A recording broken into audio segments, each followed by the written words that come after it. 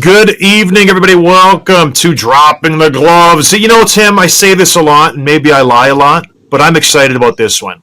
I've been talking about this guy a couple weeks now, maybe a good month and a half. I was aware of him, obviously, because he's a tough guy, a heavy, a player that I like to watch, but I think this year he's really put a stamp in the league. He's got an opportunity to play some ice, getting over 12, 13 minutes of ice time per game. He's putting up points, and just asserting himself as a physical presence out there like he always does. Matt Olivier is joining the show. Thanks for joining us, man. Thanks for having me, guys. We were chatting before, and just a well-spoken guy. I was shocked, and I'm like, I thought you were going to be French, like Olivier last name, and I was just very pleasantly surprised that you speak, the King's English. Very nice. Yeah. Well, I was born in the States and grew up in the U.S. and Germany for a bit following my dad's career. So I learned English before French. So my whole family, everyone's French speaking at home, but obviously playing hockey, you're immersed in English all the time. So it is nice. Well, listen, it's nice. We want to thank you for having on the show. It's awesome. I've been talking about you lately. I don't know if you've caught on, but I was super pumped about your Jack Guy fight earlier this season. It was just one of the best fights I've seen in years. And I don't say that lightly because I hate when heavyweights fight these days because it's just a huge show. Throwing punches, nothing lands. I feel like when you fight, there's some action there. There's some bite to your punches. And then you go and do what you did versus the Boston Bruins, scoring goals, giving a young guy a shot in Vial, and just playing fantastic. And I just felt like I needed to say something. And I truly meant it when I said there should be an award for like an unsung hero, for a guy who does it all but still can play the game. And Bob Probert came to mind. The guy made the All-Star game for his merit. Put up a ton of goals, ton of points, playing alongside Stevie Y. You're playing fantastic, man. What's it like this year? Because I know you've played for 5 years already. To all of a sudden just be like, it's all clicking. You're having a great season, 6 goals, 3 assists. Does it feel good for you? Yeah, for sure. I think it's been a good start of the year. I think the way our team was kind of shaping up with new management, new coach, everyone just kind of had a clean slate. And I felt like there were spurts in the last 2 seasons where I was kind of getting something going, and then something would happen where I was either out of the lineup or you get hurt or,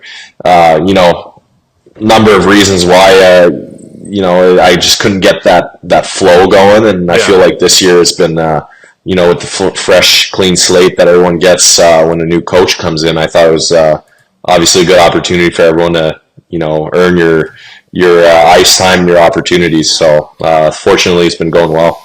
And that's rare because just the way the game is going. Like I went and saw a game this weekend when I was in San Jose, Buffalo, San Jose. My wife was with me.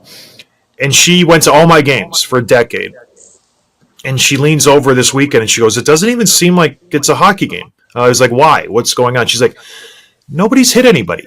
I don't hear the glass banging. I don't hear the crowd cheering. There's no action here. And she's like, is this how hockey is these days? And I'm like, yeah. So it's rare for a player like you to be just blowing up right now because you're the unicorn now. What's that like? Is it strange to just be the outlier now, the guy who's physical, fights, but also putting points on the board? Well, I think, but I think also there's value there. I mean, the less guys there are in that style, the more teams are going to want a guy like that because they're so effective. And I always think of the name Tom Wilson always pops to mind. I think that's an unreal,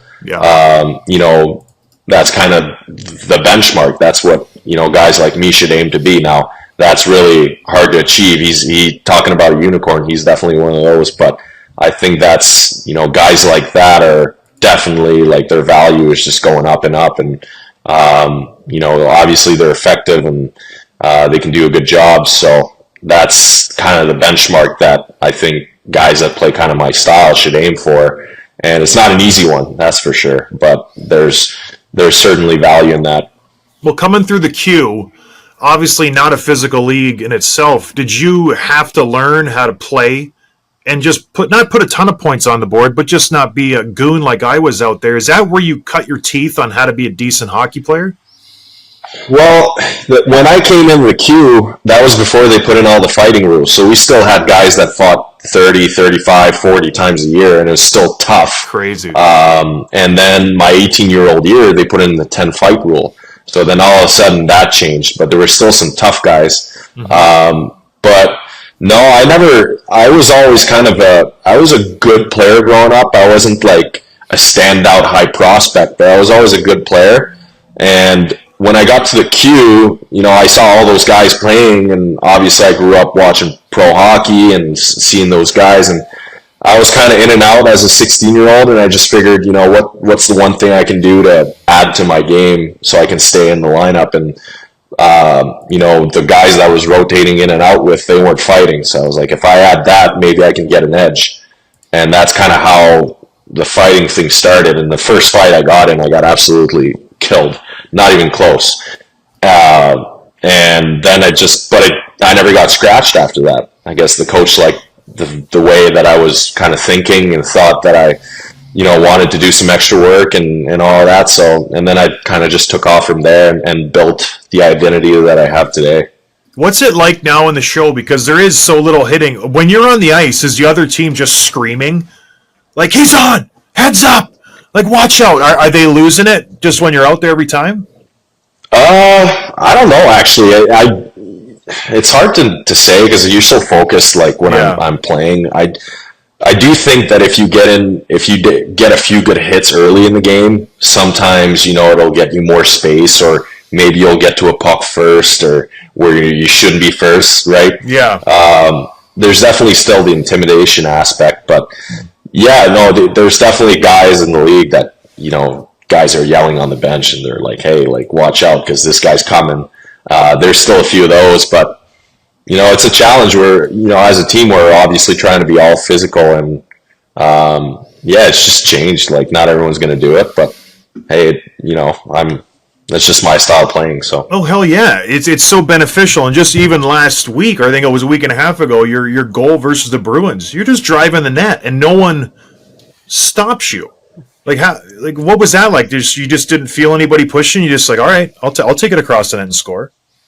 Yeah, that's a weird one because it's also on the PK. So, when guys are on the power play, they're probably not thinking, okay, let's be physical right now, right? And I was kind of like in puck protection mode, and it was kind of a weird one. But I remember just coming around the net, and I'm almost to the goal line, and Adam Fantilli's in the slot, just ready to take a one-timer. And I just looked him off because I had a plain lane to the net, and I just remember thinking, gosh, I better put this one in because I just looked off fence. But it worked out. But obviously, I think if he wasn't there, the D-man probably would have came down on me. He had to play kind of a 2-on-1 there, so that's how it opened up. Did you tell Adam that you have more goals than he does this year, and to know his role and mine is No, he works hard every day at his game, and he's doing a lot of good things this year. It's just, it seems like it's just not going in for him, or not as much as he'd like. But he still has 9-10 points maybe. So it's not like he's playing like bad. He's playing really good. He's just you're just playing better. Yeah. Yeah. Well, I try not to give him too much of a hard time with it because he's a good kid, but maybe a few chirps here and there won't hurt. Listen, you've got your career high in goals already. I don't want to say jinx you or anything. You're playing fantastic hockey, but I think everybody knows you from last year. And let's talk. I know Tim wants to get on this. It was the Matt Rempe situation, this young kid coming in. Tim, what happened with that situation? Well, we actually had Fantilli on the show this summer, and he told the story where Rempe, obviously, this is like right in the middle of Rempe Mania last season, and he had just fought the night before he played you guys, and it was Delorier of all people that he fought. And the way Fantilli said it was that you kind of gave him a chance to say, hey, we're playing you again in a few days. We don't have to go tonight. You can take the night off. And Rempe said, no, let's do it. You guys fight, and you beat him pretty good. Is that the story, and how did that go? Yeah, that's pretty much it. So, I mean, obviously, we all saw that fight, and it was a hell of a fight. Those guys were going at it. Yeah, violent, and they're going at it. And this kid is just getting challenged left and right. So we're playing a home and home, and obviously, like I'm at home. I kind of figured, okay, like this is kind of a good moment for us to have one. But at the same time, I knew that, going into MSG, never an easy building to play. They were really good teams. So it was kind of like, hey, listen, man, like I get last night was nuts. Your hand might be busted up, whatever. Like we can do this next game kind of thing. And he, to his credit, he's like, no, let's do it. So I'm like, all right, like perfect, let's do it. And that's just Was that kind of like warm-ups or just the conversation earlier in the game? Yeah, in warm-ups, I believe. Yeah, it's starting to be a little far in my memory, but yeah, it was in warm-ups, and that's pretty much the gist of it. Well, it seems like Rempe has brought back like the resurgence of the heavy hitters and the heavyweights that, I mean, there have been guys like you who have been around for a few years, but all of a sudden it's front and center again when it seemed like it was dwindling. Do you think that's a good thing for hockey? Yeah, for sure. I think it's entertaining. I think people love it. There's always a different roar in the rink when there's a fight. It's always kind of a different vibe. People are just entertained. I mean,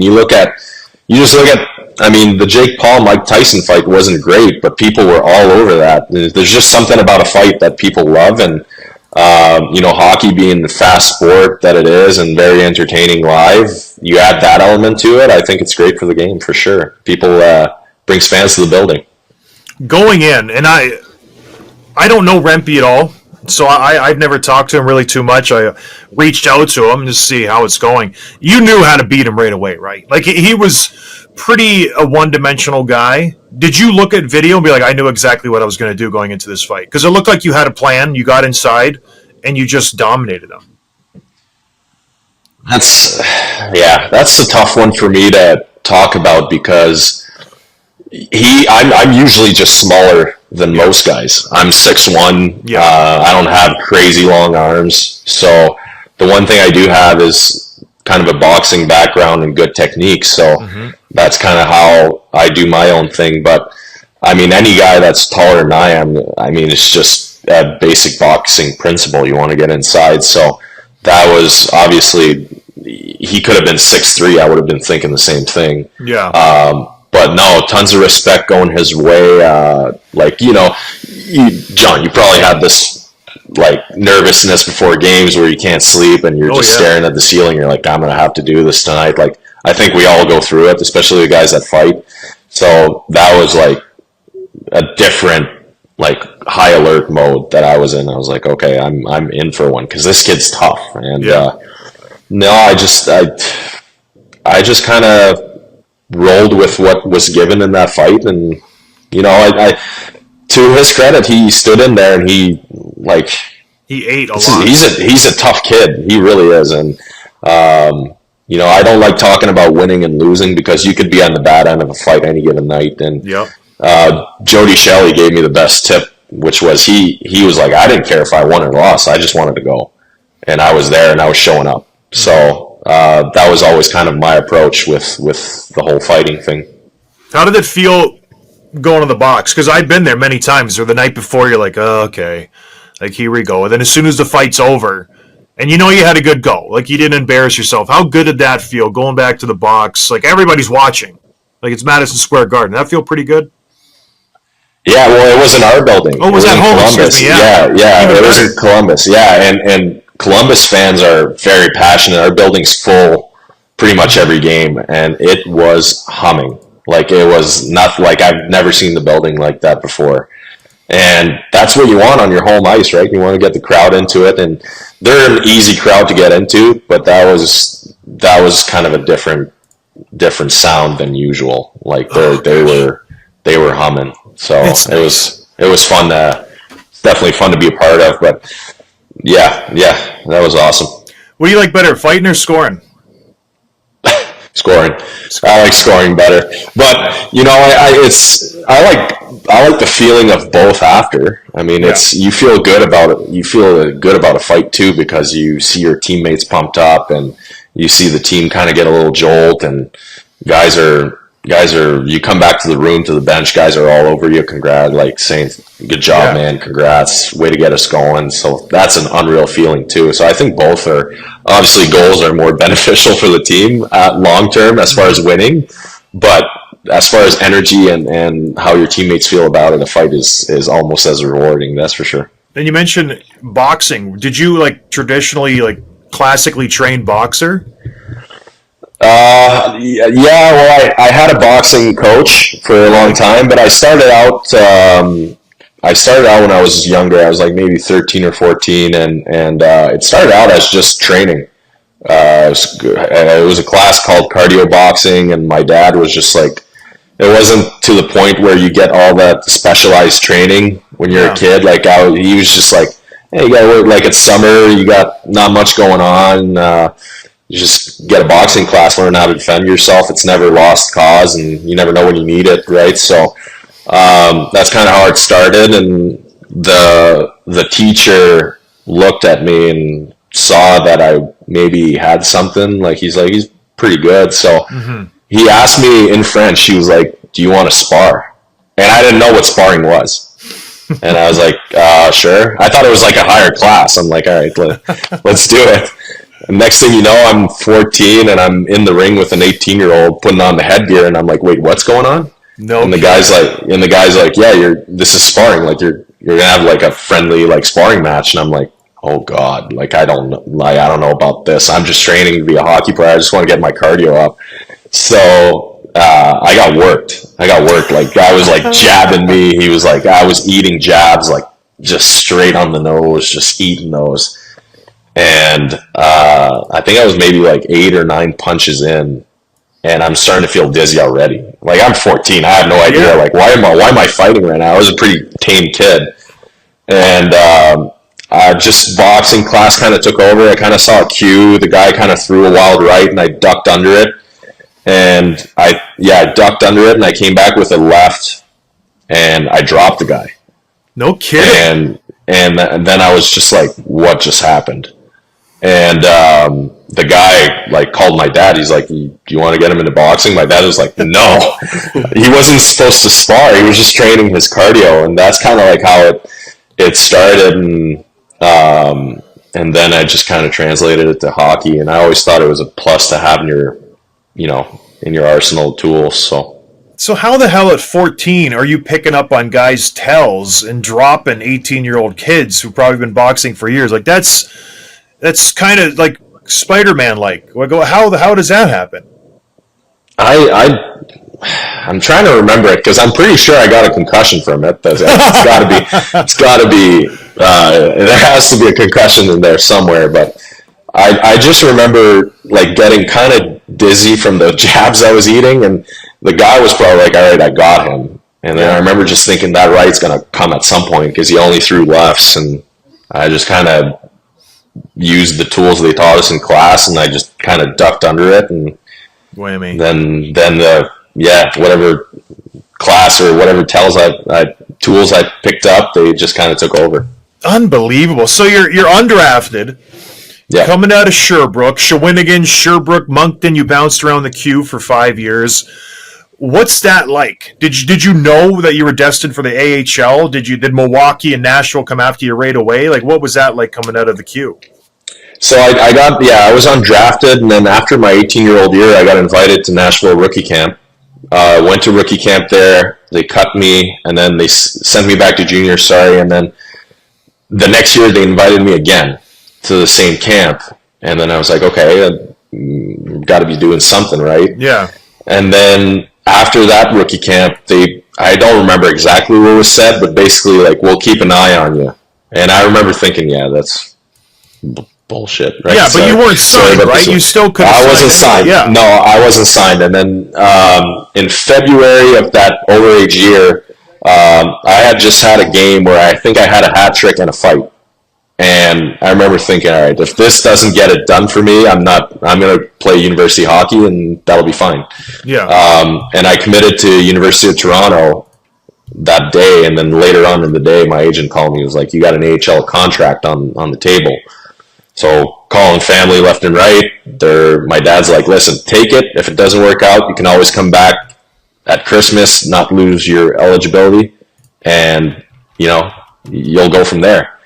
And I signed the AHL deal, and then my first year went great in the American League, and I think around February they started talking about giving me an NHL deal, and I think it was signed in May.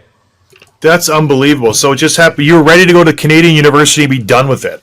Did no other teams talk to you? Because it seemed like you had a pretty good Q career and you're a tough kid. If they did, I'm not aware. I think I might have signed the first contract to show up, to be honest. It was still pretty early in the season. It was in February, and I think the Q doesn't end until mid or late March. Mm-hmm. So, but it was a team that I went to. It was Nashville. I went to their camp twice, so I knew they knew me, and they liked me. So I thought there was definitely value there, and I could work my way up from that AHL deal. And then in the AHL, you just went to work. Like you fought Vial, you fought some tough guys. When did you know that you're like, okay, like this could be the path I need to get to the show? Well, our coaches definitely helped us. Scott Ford, who's with us now in Columbus, he was my assistant coach in Milwaukee, and he's done it in the minors forever. He was a real tough guy, and he helped me out with that. But I think the one moment I remember fighting the Gallant brothers so Alex was in Chicago and then Brett was in Cleveland. We played both those teams. And that year I fought Alex twice and Brett once. I don't want to mix this up. I think that's right. And I remember thinking, okay, like I was a good fighter in junior, but it's junior. Now I'm in the pros. These guys are like the real deal. So I got to know right away, am I going to be that guy or am I not going to be that guy? And then obviously I kind of challenged Alex, gave him a cross check. He obliged, and we had two really good battles that year. And I remember, and I remember thinking, okay, if I just survive this fight, I think I can do it. So that kind of built from there. And then you fight Delorier, who I think, and I'll let you know, I'll be honest, I think Nicky's probably the toughest guy in the league right now. I love the way he fights. And you mentioned you have short arms. Nicky has the longest arms I've ever seen on a hockey player in my life. I played with him for a cup of coffee in Buffalo. He's a knuckle dragger. I was amazed at how long this kid's arms are. And then you have a huge tilt with him last year in Philadelphia. And you guys, you went at it. It was a good fight. Then you had a little embrace at the end. What was that about? Was he a guy you looked up to, or just you were like, that was a great fight, good job? I think it was just it was a good fight. I don't remember exactly why. I think obviously when I was coming up and my first year in Columbus, he gave it to me right away. And that's huge, right? Because now I feel like guys are having a hard time getting into fights now. It's like guys are just like, I'm not going to waste my time with you. Mm-hmm. And I was coming up trying to make a name for myself. And he just gave it to me right away. Didn't hesitate. And obviously he's kind of more like my size, but like you said, he's got long arms, and you're always in for a good battle with him. And I think I'd put him up there on my list as well as probably the toughest guy in the league. I think the one fight that everyone knows you from, other than the Rempe one, is the Curtis Gabriel fight back in Milwaukee and Rockford. We had Gabriel on the show, and I'll be honest, I wasn't a fan of him. I think he was drinking his Kool-Aid a little bit too much, where he thought he was the man. What was that the bloodiest fight you've ever been in? Because that was a complete just mess on the ice, not on your side. Yeah, I caught him with one early, and the visor cut him, and he just splatted open. Yeah. I remember mid-fight just looking, and I'm like, oh, I can't see this guy's eyes. There's like blood everywhere. But again, I'm not a big trash talker guy. I'm not a big guy. That's unfortunate. Yeah, I know, but it's just the way I am. I'm not. I just can't. There's a job to do, and obviously, when I'm in a fight, I want to win. But I have a hard time talking against guys because there's a lot of respect there, and I think that to his credit, he stayed in there. And it was a good fight. It was a really good fight. It was bloody, and I was just coming back from a back surgery, and he was pissed at me. I remember he was really pissed because we had played in the NHL against one another, and I was about to get checked out for my back because I had a really bad back that year. And we get to the AHL. I'm back from surgery. I'm ready to go. Finally feel 100% for the first time of the year, and he's like, so now you want to tilt? Like, we should have done this in the show. Yeah. And I'm like, I couldn't even before I had my back surgery, I couldn't walk properly. I couldn't walk for 2 minutes without bending down or trying to, so I felt bad in a way because I'm like, yeah, you're right. We should have done this up, but there was no way I was getting into that fight in the NHL and coming out on top. There was no way. So, but yeah, he was pissed at me for taking it in the A, not in the AHL. But yeah, the fight happened, and it was definitely bloody. I want to talk about that because when I fought, nobody wore visors. Like, it was just not an issue. Mm-hmm. And then if you did fight a guy with the visor, which was rare, you would just shed the buckets, and now you can't do that. Right. What do you guys have, like, a common agreement saying, okay, tip the visor up, let's just try to shed the helmets as quick as we can? Is there conversations before the fight, or how does that go? No, there's no conversations for that. I think, well, it's just, I mean, it's grandfathered in, right? So everyone's in the same boat now. Yeah. So yeah, there's ways around it. You can try to get the other guy's bucket off. You can try to time your punches, try to hit only chin, but it's definitely harder now with the helmets. But I do think there's a way to get inside now. I mean, obviously, if you fight a guy without a visor and you have one on, I think the logical thing is to just shed the buckets. Yeah. I mean, that's a disadvantage for sure, but there's not many guys that don't have visors anymore, so it's just not really an issue. Yeah, I thought that was one of the worst rules in the NHL. I got it, because there's a lot of eye injuries, but it just seems strange. Do your hands get all messed up? How many times you just hit clean visor? Oh, I don't know. I kind of just... You get to a point where... I'm at a point now where my hands, whether I hit a helmet or not, it's more of are they cut up or not. So if I'm cut up quite a bit, I know that I hit a lot of helmet and visor. If I'm not cut up, then I know I hit mostly skin. Yeah, exactly. I was watching, and I hate talking about fighting, but it just is so fascinating to me. I love the Jack guy fight because you were a counter puncher. Is that your style? And again, don't talk about it if you don't want to, but like you said, you're always pretty much overmatched size-wise. Mm-hmm. Are you a counter, like watch for them to throw, then you throw? It's a pretty standard boxing, wait till they're open, then you counterattack. I don't think as a counter puncher. I think it's more of a, like I mentioned earlier, having the boxing background, you just kind of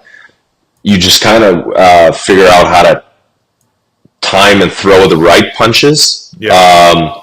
But I don't think necessarily as a counter puncher. I don't like sitting back.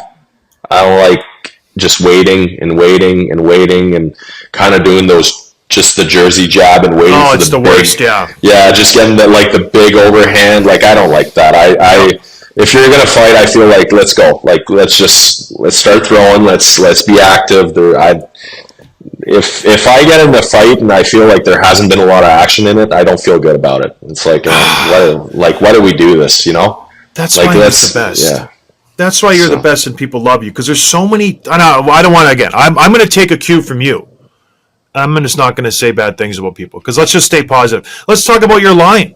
You've been playing fantastic hockey. What was it, Danforth and Aston Reese is the latest? Has that been a line for a while? What's going right with you guys? Why are you guys having so much success? Yeah, there's been a few different lines this year. I think anytime I play with Danny and Reeser, well, it's three guys that just think the same way, right? We just want to play straight ahead, in your face physical hockey, and Reeser has a lot of experience. He's played for a long time, and I think he's a smart player. He's been a great ad for us.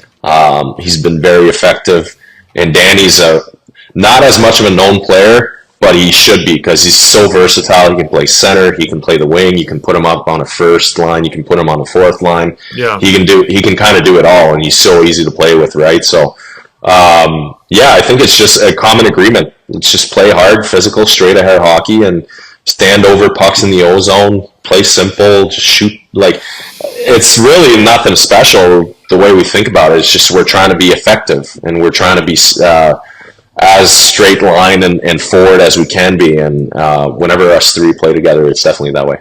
Yeah, it's funny. We had Lomberg on last week. He's in Calgary now, but it's crazy how effective it is these days to just play solid hockey. Get the pucks in deep, finish your check, throw it on net, get a rebound, score a goal, play good defensively. Do you find that it's just it's not easy. Easy is an understatement, but you get rewarded if you do the right thing these days, because a lot of times coaches teach toe drag, east-west style of play, so you're going north-south. It must be nice. Yeah, it's. I guess you got to know your identity, right? You look at guys like, if you're like, I just look at our team. Like, if I see, Marchenko or guys like Chinnikov that are making plays and they're getting points, like, obviously that's their game and they're successful at it. Yeah. But I think the game is so fast and the guys are so good now that if you don't have that high end skill set, you have to simplify it down, and your skill can take over in other ways, right? Like, you can take over and being like tight area plays, getting open and like in the O zone, getting good at tips. Every team now, it seems like they're not going D to D, they're just throwing it on net and trying to get those rebound goals, or there's nice bounces goals. So yeah, you can get rewarded, but you have to play hard, because it's definitely not easy. And if you're not moving your feet, teams are just breaking out. And we played Carolina last game, and they're hard to play against because they just go, they just rim everything, and it's just chip, rim, slash. It's just all like we're not even thinking, we're doing this, and it's hard to play against, and they have success doing it. So it was 7-6, right, in overtime. That was the Tampa game. Last game was 5-4 in shootout. Geez, you guys are scoring a lot of goals. What's that? You guys are scoring a lot of goals. How the hell's that happening? Yeah, we are. We are scoring a lot of goals, but we're letting up too many as well. That's kind of. You got to look at the positive side, man. Yeah, but the positive is we are scoring a lot of goals. But we went through a tough stretch on our Western trip where we couldn't get more than one or two goals. So. I think the focus as a team right now is really tightening up our defense, because we know our offense is going to on most nights get us what we need. Well, I actually watched that Carolina game. Just an incredible game. You guys tied it up with just about a minute left. 3-on-3 overtime, just back and forth, nonstop action. You guys ended up taking in a shootout. First question is, it only went 3 rounds, but why weren't you one of the shooters? Oh, Tim, stop. You should have been in there, man. I think if there's a list, I'm probably still 18 out of 20, and that's in front of the 2 goalies. So, but no, honestly, I mean, we just have really good shootout guys, and you know what? Sean Corrali won the shootout competition the other day in practice, so he probably should have gotten a tap as the 4th guy.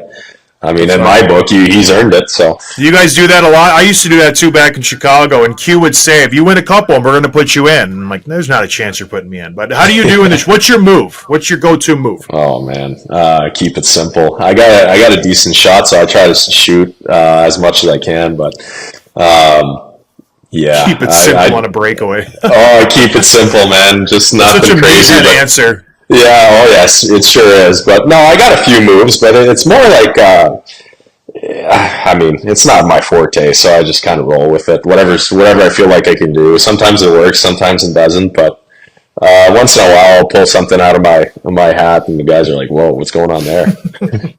Well, one of your teammates I want to ask about, Sean Monahan. What a season he's having. It seemed like, 2-3 years ago he was sort of on the back nine, and the league had passed him by, and here he is putting up a point per game. What have you seen from him this season? Oh, man, he's been awesome. He's been such a great addition. Talk about a good teammate and great guy. But, he went through some tough injuries, and you can just tell with the way he prepares off the ice. There's so much that goes into it. He spends so much time at the rink just getting prepared on the Pilates machine or whatever he's doing. But it just shows on the ice. I mean, he's a smart player, and he does everything right. Plays both ways of the puck so well. So, I mean, if you ask me if I'm surprised, no, I'm not surprised to see him be that effective and that good this year. The other guy I want to ask about is the kid I mentioned we've already had on our show, Fantilli. What have you seen from him? What do you think his potential could be? Oh, his ceiling is really high. He flies, and his skill, like his hands go as fast as his feet. Like he's honestly really fun to watch. He's a young guy. Like that's, people, I see some things online where people are like, he's having like a down year. I don't think he's having a down year. I think he's playing well. I think it's just he's some of the opportunities just haven't gone in for him, and that's kind of the thing for him this year. We're all just saying, hey man, like just keep going. You're playing great. It'll go in at some point. And I know that he wants to produce more, and we're all just like, hey, like just focus on what you're doing well, and it's going to go in at some point. You're good. Like you're playing well. You got a good responsibility with our team, like big role. So just keep going. He just turned 20, like last month. Like he's a baby. So it's amazing he has that many expectations on him already. But it's cool that people thought he was going to have a huge role, like big expectations and responsibility. He doesn't. He can sit back and grow his game because Sean Monahan comes in. You're having a great year. Marchenko's playing fantastic. So it's not like the team is suffering. It's cool to see you guys really just grow around him so he could just take his time, learn the game, be a good hockey player, because he's a hell of a player. Absolutely hell of a player. Huge kid, too. He's going to be able to do it all. And, you look at Fance this year and the way he's well-surrounded, like you talked about. Like, Kent Johnson got hurt, but he's a guy that his second year, too, he, like, kind of was in the same situation. Look how great he's been. I don't know how many games he's played, but I know he's got over a point per game. And he is just buzzing this year. So I'm not worried about him at all. Yeah, that's a fun line. Him, Fantilli, and Chinnikov. Yeah, they're a good group. Yeah. Oh, yeah, great player. Chinny might have the hardest shot I've ever seen. This guy can just rip it. He has, like, that I've seen in person for sure. You have a lot of Russians on your team. A lot of Russians, yeah. The Russian mafia. Do they speak Russian in the room?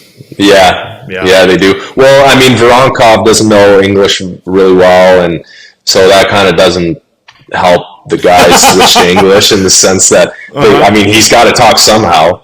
But they're teaching him. He's better this year than he was last year. But a lot of Russians. Tarasov on the back. Yeah, there's like 5 or 6 of them. That's funny. Yeah, and Elvis is Latvian, so he knows Russian too. So there you go. Too many. Yeah. I think too many. Got to get rid of some of them.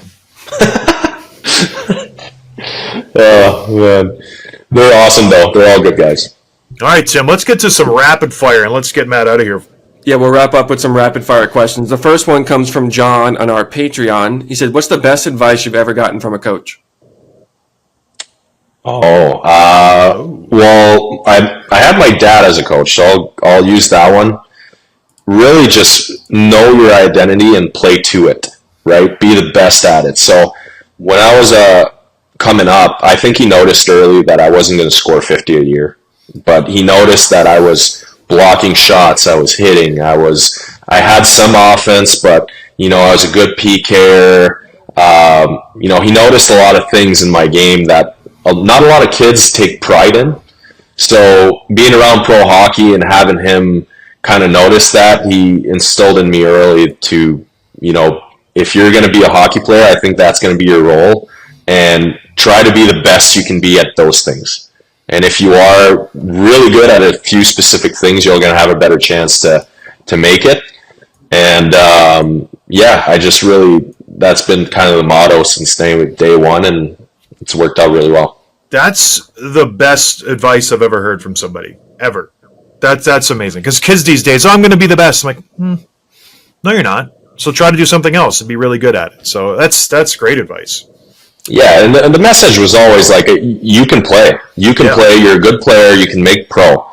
But here's where you have to excel. And it might not, if you don't want to, that's fine. But you might not make it.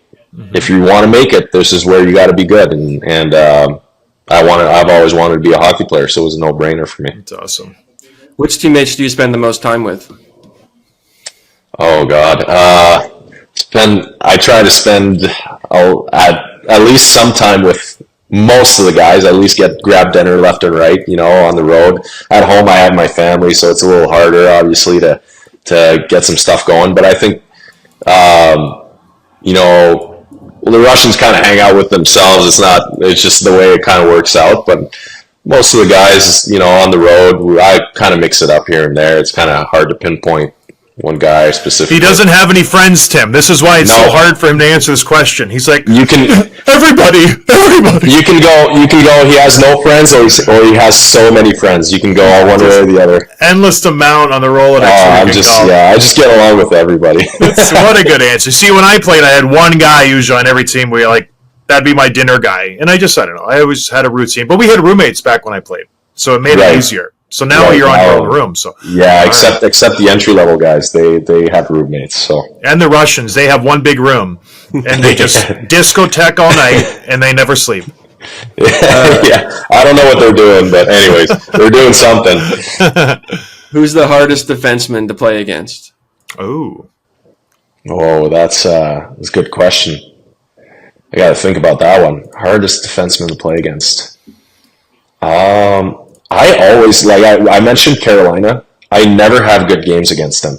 I think they're so good they're mobile, they're good. You know how you have nothing and you try to dump the puck in? They just swat it out of the air. All of them. And that, it pisses me off so much because I'm like, I'm doing the right thing. They're still getting it. So I think that Carolina group's pretty good. Slavin, Burns. Who would you rather? What type of defenseman would you rather play against? A big physical guy like Burnsy, or a skilled guy like a puck mover like an Adam Fox? Depends which situation in the game. I think if I'm going in a battle, I don't mind a big physical guy because I can stand with pretty much most of them as far as strength wise, and I can kind of play off of that. But when you got a guy like Adam Fox or Yossi or Makar coming at you full speed, and you're like, oh God, what am I doing? Those guys are so good. So yeah, I think I'd say a big physical guy. Yeah. All right, last question here. List out 2 underrated players. You can pick one on your team and one on another team.